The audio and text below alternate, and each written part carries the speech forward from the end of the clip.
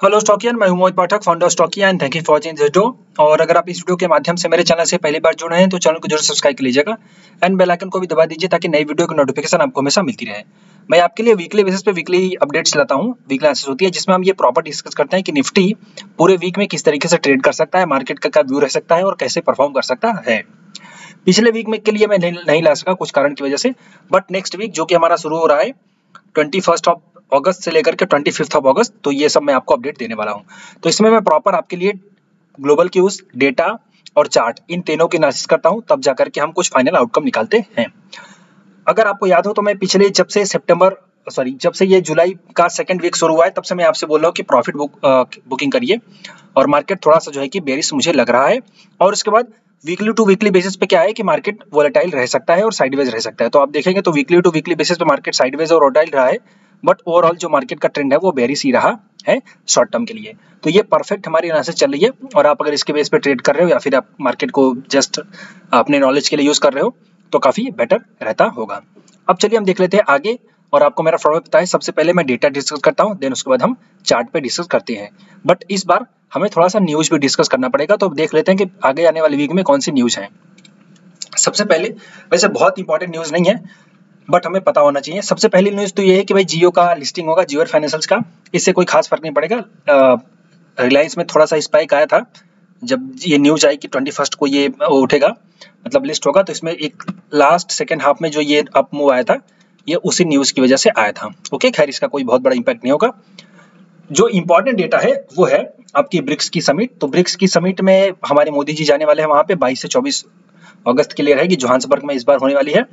अब यहाँ पे ये कौन से डिसीजन लेते हैं, किन सेक्टर्स के लिए इंपॉर्टेंट ट्रिगर रहता है वो, तो ये पूरे मार्केट को तो नहीं बट किसी किसी सेक्टर को जरूर ट्रिगर कर सकता है, तो वो हमें देखना पड़ेगा और उसको फिर से रीड करना पड़ेगा। उसके बाद इसका बहुत बड़ा इफेक्ट नहीं है हमारे पास जापान मैन्युफैक्चरिंग का, इसका कोई हमारे लिए मार्केट के लिए कोई नहीं है। हमारे मार्केट के लिए थोड़ा सा यही यूएस का इनिशियल जॉबलेस क्लेम, अगर ये बढ़ के आता है तो फिर मार्केट के लिए थोड़ा सा नेगेटिव रह जाएगा, बिकॉज वहां का मार्केट नेगेटिव होगा तो हमारे यहाँ का नेगेटिव जरूर होगा। उसके बाद ये बहुत इंपॉर्टेंट इवेंट है जो कि आप सबको पता होना चाहिए, जैक्सन हॉल सिंपोजियम। ये एक साल में एक बार होता है। अब जो लोग जैक्सन हॉल सिंपोजियम नहीं जानते उनको बता दूं, ये एक्चुअली एक इवेंट है जो कि आपका एक साल में एक बार होता है, जिसमें दुनिया भर के सभी जो सेंट्रल बैंक्स हैं उसके, जो आरबीआई के, जैसे हमारे यहाँ पे आरबीआई है, और जो है कि बड़े बड़े जो इकोनॉमिक्स के एडवाइजर्स हैं और जो मतलब बैंकिंग सेक्टर से जुड़े बड़े बड़े लोग हैं, बैंकिंग के सीईओज, ये सब बैंक्स के सीईओज और ये सब चीजें, मतलब इकोनॉमिक जगत से जुड़े हुए बड़े बड़े लोग, और भी जो मार्केट में इन्वेस्ट करते हैं बड़े बड़े इन्वेस्टर्स, ये सब मिल करके एक मीटिंग करते हैं और प्रॉपर जो है कि डिस्कस करते हैं कि हमारे पूरे दुनिया में जो भी प्रॉब्लम चल रही है इकोनॉमी को लेकर के उसको कैसे सॉल्व किया जाए और क्या डिस्कशन होना चाहिए। पिछले साल ये जो आपका हुआ था जैक्सन हॉल सिंपोजियम, ये पिछले साल हुआ था लगभग 25 से 26 अगस्त को, लगभग ऐसे ही होता है, 25-26 अगस्त को इसकी डेट फिक्स होती है। तो पिछली बार जब ये हुआ था तो हमारा मार्केट कहाँ पे था और उसको हम जरा देख लेते हैं, और उन्होंने क्या डिस्कशन किया था। तो उनका जो प्लानिंग था वो यही था कि भाई हमें महंगाई को जो है कि कंट्रोल करना है, और जो है कि उसको जो रेट्स है हमारे इंटरेस्ट रेट बढ़ाते रहने हैं। तो इंटरेस्ट रेट बढ़ाते रहे, थोड़ा सा मार्केट आपका वोलेटाइल रहा, नेट बेसिस पे साइडवेज रहा। यहाँ पे देखेंगे आप अगर, तो नेट बेसिस पे आप अगर देखेंगे तो मार्केट जो है कि पूरा साइडवेज रहा। लेकिन जैसे ही ट्रिगर हुआ कि अब जो है कि जो हमारे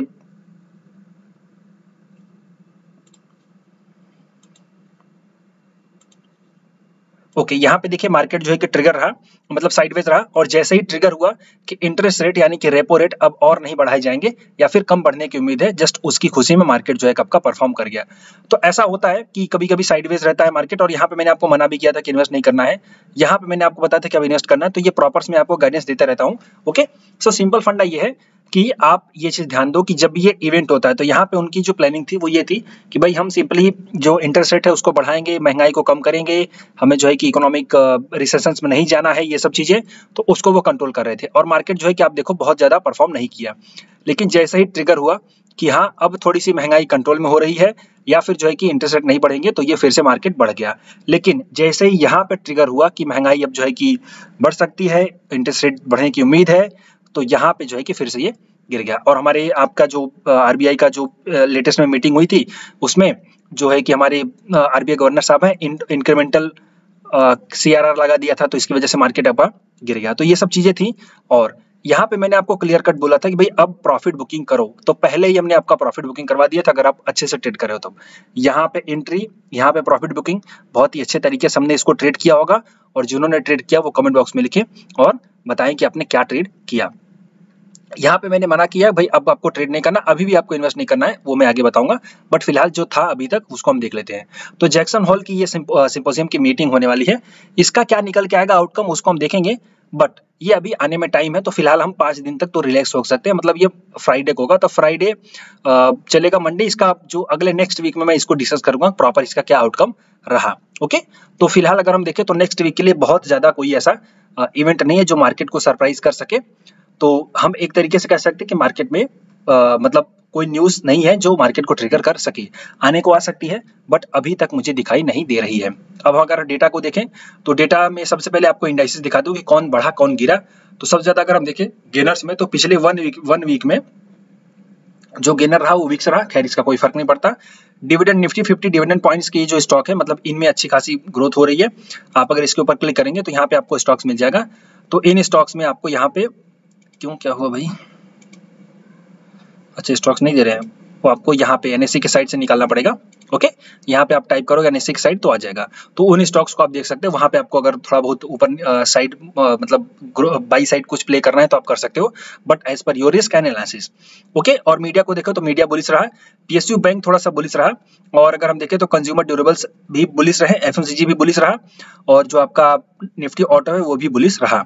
और बाकी जो सेक्टोरल इंडेक्सेस के अलावा जो मतलब मार्केट कैप वाइज इंडेक्स है तो उनमें बहुत ज्यादा ग्रोथ नहीं है, नॉर्मल है।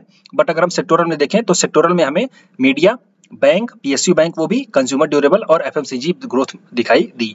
तो अब एक चीज याद रखो, जब भी मार्केट कभी भी टर्मोइल में आता है, नीचे गिरता है, तो उस टाइम पे जो डिफेंसिव सेक्टर निकल के आते हैं वो होते हैं एफएमसीजी और आपके फार्मा। तो आप अभी वहां पे फोकस करो, फार्मा और एफएमसीजी में, ऑटो में भी, ऑटो एंसिलरी स्टॉक्स में फोकस करो, वहां पे आपको ग्रोथ मिल सकती है। लूजर्स में अगर हम देखें तो सबसे ज्यादा जो गिरा वो मेटल गिरा। मेटल का देखें ऑलरेडी बुलिश है, बट मेटल उतने जल्दी नहीं जाएगा, मेटल ऑलरेडी बुलिश है, मैंने आपको बताया था मेटल में ट्रेड करना है, लेकिन मेटल आपका वोलेटाइल होकर के ऊपर जाएगा, कितने जल्दी ऊपर नहीं जाएगा, ये चीज याद रखिए। फिर डिजिटल इंडेक्स और निफ्टी नेक्स्ट 50 ये तो खैर अलग है। कमोडिटीज, और अगर हम चले यहाँ पे देखें और सेक्टोरल में, तो फाइनेंशियल सर्विसेज उसमें गिरा है, ये बेसिकली प्राइवेट वाले जो हैं जैसे कि एचडीएफसी और ये सब, हालांकि एचडीएफसी भी नहीं रहा है। तो और इसके बाद देखें तो पीएससी और सीपीएससी, ये सीपीएससी और पीएससी में जो है कि डाउनफॉल हो रहा है। निफ्टी ऑयल एंड गैस में भी डाउनफॉल हो रहा है, तो ऑयल एंड गैस में भी आप देखो डाउनफॉल देख करके चकराना मत, यहाँ पे अपॉर्चुनिटी मिलेगी बाई साइड में, आपको याद रखो, क्योंकि जो ऑयल एंड गैस सेक्टर है वो आने वाले 1 आध साल तक बुलिश रहने की उम्मीद है। तो यहाँ पे आपको ग्रोथ, मतलब यहाँ पे आपको अच्छी स्टॉक्स और अच्छी अपॉर्चुनिटी मिल सकती है, तो वहाँ पे आप जरूर उसको ध्यान देना। फिर प्राइवेट बैंक्स गिरे हुए हैं, मतलब अगर आप देखो इसको नॉर्मल, तो अभी इसमें करना क्या चाहिए, तो सिंपली आपको फोकस करना चाहिए जो लोग गेनर है उनमें, जैसे कि एफएमसीजी और कंज्यूमर ड्यूरेबल्स और ऑटो एंसिलरीज। उसके बाद जो गिरे हैं तो उनमें कहाँ पे फोकस करना चाहिए, तो आपको उनमें फोकस करना चाहिए ऑयल एंड गैस सेक्टर में और मेटल में। तो यहाँ पे आपको फोकस करना चाहिए, इन स्टॉक्स में आपको ट्रेड करना चाहिए, लेकिन अपॉर्चुनिटी और आपके अपने सेटअप के हिसाब से। FISDIs का अगर हम देखें तो FISDIs सिंपली कैश मार्केट में सेलिंग कर रहे हैं। ओके, और यहाँ पे अगर हम देखें तो इंडेक्स फ्यूचर्स में भी यहाँ पे कुछ उन्होंने बाइंग करी है, और ओवरऑल एक दिन का डेटा था, तो हम पूरा डेटा देख लेते हैं, पिछले पूरे वीक्स देख लेते हैं, जो कि हमारा शुरू हो रहा है 14 अगस्त से शुरू हुआ था। यस, तो 14 अगस्त से अगर हम देखें डेटा, तो यहाँ पे सेलिंग हो रही है, ऑप्शंस में भी सेलिंग हो रही है, कैश मार्केट में भी सेलिंग हो रही है। कैश मार्केट में थोड़ी सी बाइंग हुई और इसके बाद DIS ने खरीदा है उनको थोड़ा सा सेट ऑफ करने के लिए, FIS ने बेचा है और यहाँ पे फिर से FIS ने बेचा है, तो FIS कंटिन्यू बेच रहे हैं। लेकिन यहाँ पे आप जरा इस चीज पे ध्यान दो, FIS जो है 38,000 करोड़ का इन्होंने ऑप्शन बाइंग कर रखा है। तो आपको अगर मेरी एनालिसिस आप देख रहे हो डेली बेसिस पे, तो आपको पता होगा कि जो FIS होते हैं जब भी वो बहुत हैवी क्वांटिटी में, बहुत हैवी वैल्यू में ऑप्शंस में बाइंग करते हैं, तो उस टाइम पे मार्केट आपका ओवरऑल क्या रहता है, इंट्राडे में बहुत वॉलेटाइल रहता है।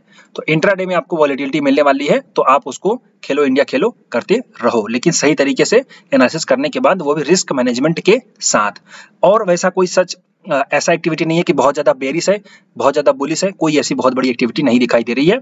अब अगर हम NSE के निफ्टी के अगर हम फ्यूचर के वाई डेटा देखें, तो OI डेटा जो बोला यहाँ पे, ओपन इंटरेस्ट आपका डाउन है। ओके, यहाँ पे 3,67,000 OI डाउन है और प्राइस भी आपकी थोड़ी सी डाउन है, तो यहाँ पे हम लॉन्ग अनवाइंडिंग बोल सकते हैं। और अगर ऑप्शन चेन देखें तो ऑप्शन चेन से हमें सपोर्ट और रेजिस्टेंस पता चलता है। हमारे पास जो अभी सपोर्ट है 19,000 का है वीकली बेसिस पे, ये काम कर सकता है। लेकिन अगर मार्केट 19,000 के पास आए और ये पुट का ओआई जो कि अभी बता रहा है 17,26,000 नहीं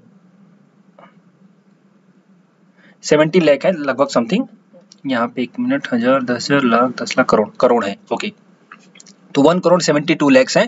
तो ये 1,72 लाख से और ज्यादा बढ़ जाए तो ठीक, लेकिन अगर इसके पास आते हुए यहाँ पे ये घटना शुरू हो जाए और वहां पे आपको देखना होगा 19,100 का ओआई और ज्यादा बढ़ जाए, पुट वाला सॉरी घट जाए, रिपीट कर रहा हूं, अगर मार्केट नीचे आने लगे 19,100, 19,200 के आसपास, 100 के आसपास और 19,000 के आसपास, तो वहां पे आपको पुट के ओआई को बढ़ते हुए देखना है। अगर वैसा नहीं हो रहा है तो समझो मार्केट और नीचे जा सकता है। ओके, लेकिन अगर नीचे आते हुए इनका पुट का ओआई बढ़ जाए तो समझो मार्केट यहाँ से रिवर्स लेगा और ऊपर चला जाएगा।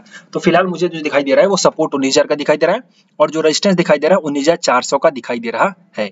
तो 19,000 का सपोर्ट, 19,400 का रेजिस्टेंस, ये हमें ऑप्शन चेन के बेसिस पे दिखाई दे रहा है। जो हमारा पीसीआर है वो 0.98 है, तो ये मैं इसको वोलेटाइल टू साइडवेज मानता हूँ। तो यहाँ पे हमने देखा था कि वोलेटिलिटी यहाँ पे दिख रही है ऑप्शन चेन के हिसाब से, सपोर्ट 19,000 का है, 19,400 का रेजिस्टेंस है, तो 400 पॉइंट की रेंज है, तो दैट इज कॉल्ड वोलेटिलिटी। और हमने अभी एफआईएस का डेटा देखा, वहां पे बहुत बड़ी कोई ऐसी सरप्राइज नहीं है, ऑप्शंस बाइंग किया गया है, तो दैट मींस इंट्राडे में वोलेटिलिटी मिलेगी, बट ओवरऑल पोजिशनल वोलेटिलिटी नहीं रहेगी, वो साइडवेज ज्यादातर उम्मीद है। इसके बाद अब अगर मैं देखूं यहाँ पे हमारे पास डॉलर इंडेक्स और इन सबको, तो डॉलर इंडेक्स आप सबको क्लियर कट मैं बोल रहा हूँ, ये यूएस का 10 ईयर का बॉन्ड यील्ड है। बॉन्ड यील्ड क्लियर कट मैंने बताया था कि यहाँ पे ये बुलिश है, रिवर्स हो जाएगा। और आप देखो, तो ये सब चीजें अगर देखोगे ना तो आपको मार्केट का क्या हो सकता है वो पहले पता चल जाएगा। कुछ लोगों को लगता है सर जी 20 तारीख से पहले ही आपने कैसे बता दिया मार्केट नीचे जाएगा या फिर प्रॉफिट बुक करो, तो ये सब चीजें ऐसे ही पता चलती हैं। मैं अब ऐसा नहीं, कोई सीक्रेट नहीं है कि मैं आपको नहीं बताना चाहता, यहाँ पे वो सब चीजें हैं जो मैं आपको शेयर कर देता हूँ मेरी वीकली एक्सेस में, तो आप उसको देखो और नोट करो। अगर आपको ये बुलिश लग रहा है तो दैट मीन्स आपका मार्केट जो है कि नीचे जाएगा, ये डेफिनेटली आप यहाँ पे याद रखिए। ओके, अगर ये बुलिश होगा तो हमारे मार्केट को नीचे या फिर साइडवेज होना पड़ेगा बहुत, अगर नीचे नहीं जाएगा तो साइडवेज भी जरूर हो जाएगा। उसके बाद अगर हम यूएस के डॉलर इंडेक्स को देखें तो डॉलर इंडेक्स भी क्लियर कट मैंने आपको बताया था कि ये यहाँ से रिवर्स हो जाएगा और बुलिश हो जाएगा। यहाँ पे भी बताया था पिछले वाली जो वीकली एक्सेस थी उसमें, मतलब पिछले से पिछली वाली, क्योंकि पिछली वाली तो बनी ही नहीं थी, तो वहां पे क्लियर कट व्यू था कि भाई मार्केट जो है आपका बुलिश मतलब सॉरी आपका ये जो डॉलर इंडेक्स है ये बुलिश है, तो मार्केट आपका बेरिश हो जाएगा। तो ये दोनों ऊपर जा रहे हैं और आपका मार्केट को नीचे पक्का आना पड़ेगा, क्योंकि मार्केट भी इन्हीं सबके अगेंस्ट मतलब उल्टा चलता है। तो ये सब चीजें आप देखा करो, अच्छे से क्लियर कट याद रखा करो।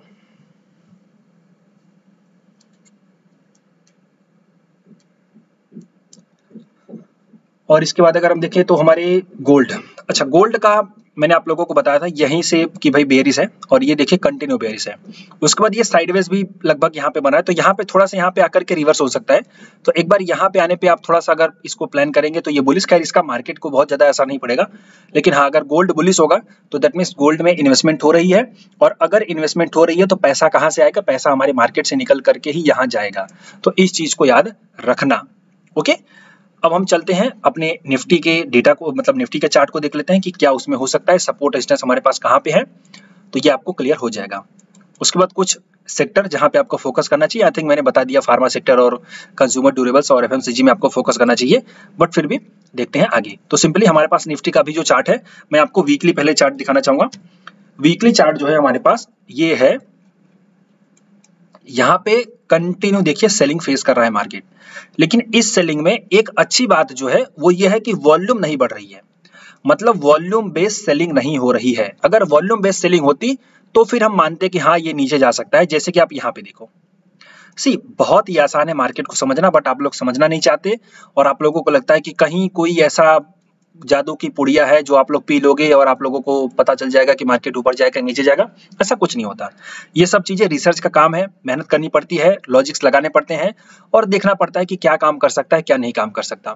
ओके, तो मैं आपको बता दूं सिंपली, देखो यहाँ पे आप जब ये 3 कैंडल थी आपकी बनी, तो पहली बात तो देखो पहली कैंडल से बड़ी कैंडल दूसरी वाली, तो ये आपका कैंडल कंटिन्यू बढ़ी हो रही है और वॉल्यूम भी कंटिन्यू बढ़ रहा है। सो दैट मीन्स यहाँ पे सेलिंग प्रेशर है, और उसके बाद देखो मार्केट आपका नीचे गया।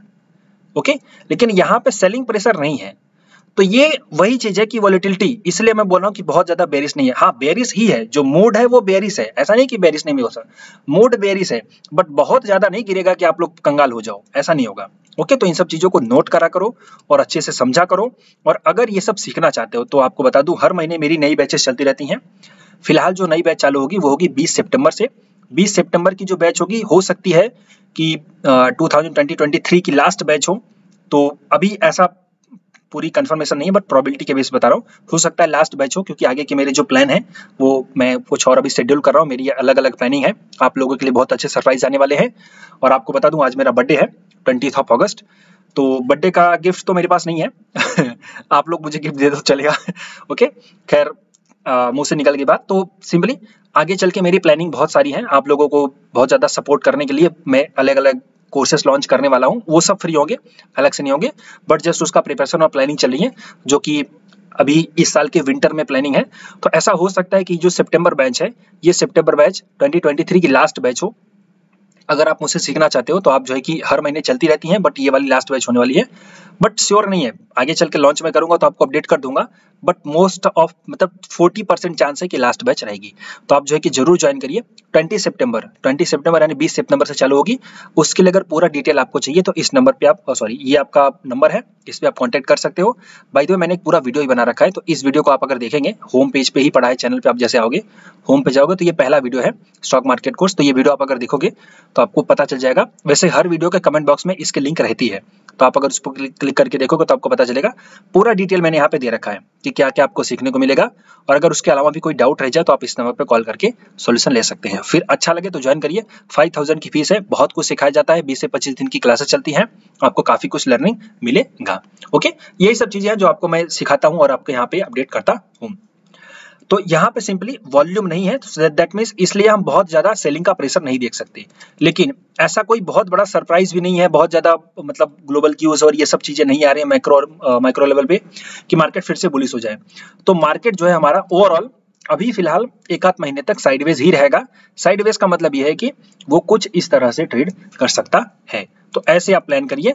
अभी हमारे लिए निफ्टी बैंक निफ्टी में ट्रेड करने के लिए इंट्राडे बेसिस पे ट्रेड करिए, पोजिशनली मत ट्रेड करिए, क्योंकि पोजिशनली कुछ भी उधर उधर होगा, गैप अप गैप डाउन होगा या फिर उल्टा ट्रेड हो जाएगा। इंट्राडे बेस में ट्रेड करिए और ज्यादा फोकस करिए स्टॉक्स में, क्योंकि स्टॉक्स में अच्छी खासी अपॉर्चुनिटी मिलती रहती है। और मैं अपने टेलीग्राम चैनल पे आपको शेयर करता रहता हूँ, तो इसके लिए आप मेरा टेलीग्राम चैनल जरूर ज्वाइन कर लीजिए। यहाँ पे देखिए मैंने अच्छी अच्छी स्टॉक्स की अपॉर्चुनिटीज आपके सामने शेयर करी हुई है। फिलहाल भाग्य कहाँ पे है, ज्यादा नहीं देता, बहुत कम देता हूँ, बट हाँ जो देता हूँ वो सॉलिड देता हूँ। तो आप जो है कि इसको जरूर ज्वाइन करके रखें, इसके लिंक इसी वीडियो के कमेंट बॉक्स में, डिस्क्रिप्शन बॉक्स में भी है।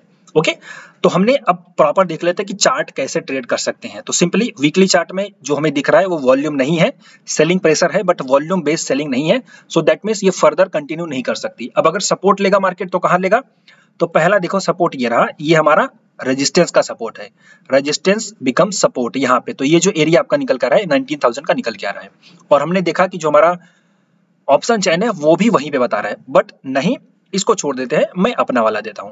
तो मेरा जो सपोर्ट होगा वो होगा ये वाला, जो कि शुरू हो रहा है 18,820। तो 18,820 ये मेरा पिछले मतलब अगले वीक के लिए सपोर्ट है, जो कि नहीं टूटने की उम्मीद है। ओके, 820 18,820 इसके टूटने की उम्मीद नहीं है। तो सिंपली इस लेवल पे आकर आने के बाद आप थोड़ा बहुत शॉर्ट टर्म की प्लानिंग कर सकते हैं, आपको ऊपर की तरफ प्लान मिलेगा, मतलब ऊपर की तरफ। बट मैं ये जो वीकली एनालिसिस करता हूं, मैं ट्रेडिंग के लिए नहीं करता, ये जस्ट आपको मैं समझाना चाहता हूं कि मार्केट किस तरीके से परफॉर्म कर सकता है। ओके, तो पिछले वीक के लिए जो हमारा सपोर्ट मतलब अगले वीक के लिए हमारा जो सपोर्ट होगा वो होगा 18,820 का। रेजिस्टेंस, तो रेजिस्टेंस वही है अभी भी, ये वाला आप देख लीजिए, जो कि हमें 19,600, तो 19,600 का हमारे पास रेजिस्टेंस है। तो अब मार्केट कहाँ पे ट्रेड कर सकता है, तो सिंपली मार्केट जो ट्रेड कर सकता है 19,600 और ये 18,800 के बीच में ऊपर नीचे हिचकुले खा सकता है। तो अगले वीक के लिए ये हमारा सपोर्ट और रेजिस्टेंस है। अब अगर मैं थोड़ा 4 घंटे पे चल के आपको दिखाना चाहूँ, जो मेरा फेवरेट टाइम फ्रेम है आपको पता है, सो 4 घंटे का भी मुझे जो निकल के आ रहा है, ये लेटेस्ट में ये निकल के आ रहा है, जो कि है 19,700 का।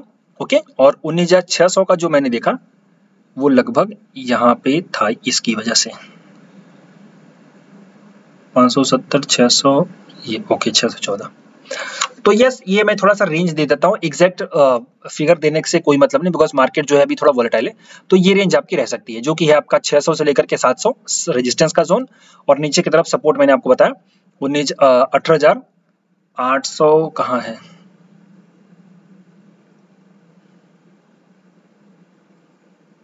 ओके 820, ये हमारा सपोर्ट रह सकता है। ओके, तो इस एरिया में आने पे आप थोड़ा सा बुलिश का प्लान कर सकते हो, और यहाँ पे फर्दर बेरिशनेस का हो सकता है। अब हाँ, ये मत देखना कि ये ऊपर जाकर के बुलिश हो जाएगा, नहीं, ये फिर से नीचे आएगा, क्योंकि मार्केट अभी सेल और राइज के मोड में है। तो वहाँ पे कोई बहुत बड़ी बुलिश पोजीशन भी नहीं बनानी है, तो आप इसको जो है कि प्लान करो। और अगर ये एनालिसिस अच्छी लगती है तो आप इसको जरूर लाइक किया करो।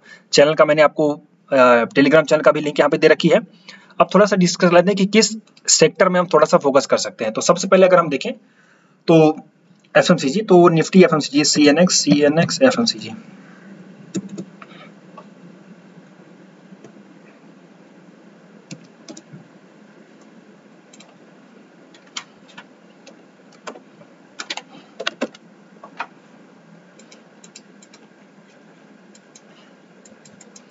यस, एफएमसीजी सेक्टर जो है वो अभी भी अच्छा खासा यहाँ पे चल रहा है। इसको अगर आपको यहाँ पे मिल जाए, एफएमसीजी सेक्टर आपको मिल जाए 49,720, ओके 49,720, तो 49,720 अगर आपको मिल जाए तो आप इसमें इसके जो हैवी वेट्स हैं, हैवी वेट्स कौन से हैं, आईटीसी, हिंदुस्तान यूनिलीवर और आपका ब्रिटानिया, इन सब में, नेस्ले, इन सब में आप बुलिश पोजीशन बना सकते हो, क्योंकि ये कंटिन्यू बुलिश फिर से फर्दर हो जाएगा। तो ये फिलहाल आपको देख सकते हैं। इसके बाद अगर हम फार्मा को देखें तो सीएनएक्स फार्मा, देखो इंडेक्स भी देखा करो। इंडेक्स देखने का लॉजिक ये है कि आपको ये सब चीजें हेल्प करेंगी, और ये तो थोड़ा नीचे का लेवल है, मैं इसको डेली पे देख लेता हूं। ओके, ये रहा, ये आपका देखिए अच्छा खासा सपोर्ट का एरिया बना था, जो कि शुरू हो रहा है 15,130। तो 15,130 अगर आपको मिल जाए, ये जो आपका फार्मा का इंडेक्स है, यहाँ पे अगर मिल जाए तो इसके हैवी वेट्स में आप ट्रेड कर सकते हो। ओके, तो यहाँ पे जो भी जिन लोगों को नहीं पता है कि हमें उस सेक्टर के स्टॉक कैसे पता चलेंगे, तो स्टॉकेज है बहुत अच्छा इन्होंने बनाया हुआ है, आप इसको जरूर देखिए। तो आप सेक्टर्स में क्लिक करेंगे, सेक्टर्स में यहाँ पे आपको नीचे फार्मा मिल जाएगा। ओके, तो फार्मा हेल्थ केयर कैसे मिलेगा, एक सेकंड, हेल्थ केयर, तो हेल्थ केयर में आपका फार्मास्यूटिकल्स, इस पे आप अगर क्लिक करोगे तो आपको मिल जाएगा। जैसे सन फार्मा है, सिप्ला है, डॉक्टर रेड्डी है, डीवीएस है। डॉक्टर रेड्डी आई थिंक बहुत अच्छा बुलिश है, तो फोकस करिए वहां पे। तो सिंपली इसमें करना क्या होता है मैं आपको समझाता हूँ। अगर आपको किसी सेक्टर में अपॉर्चुनिटी दिख रही है, जैसा कि मैंने बताया आपको ये सेक्टर बुलिश है, तो यहाँ पे ये एरिया ऑफ द अपॉर्चुनिटी है। तो यहाँ पे अगर ये इंडेक्स आए तो आपको इसके स्टॉक्स पे फोकस कर लेना है, वहां पे जहां पे भी कहीं पे बाइंग एरिया बने वहां पे आप ट्रेड कर सकते हो, ये एक प्लानिंग रहती है। और इन सबको अच्छे से मैं सिखाता हूँ अपनी क्लासेस में, तो जरूर उसको ज्वाइन करिए, काफी कुछ लर्निंग आपको मिलेगी। और मैं वेबिनार भी प्लान कर रहा हूँ आगे चल के, बट अभी नहीं, थोड़ा उसमें टाइम लगेगा। सो अभी के लिए इतना ही। अगर ये आपको क्लासेस अच्छी लगी हो तो लाइक जरूर करिएगा, अपने दोस्तों के साथ शेयर करिए, and thank you and wishing all the best.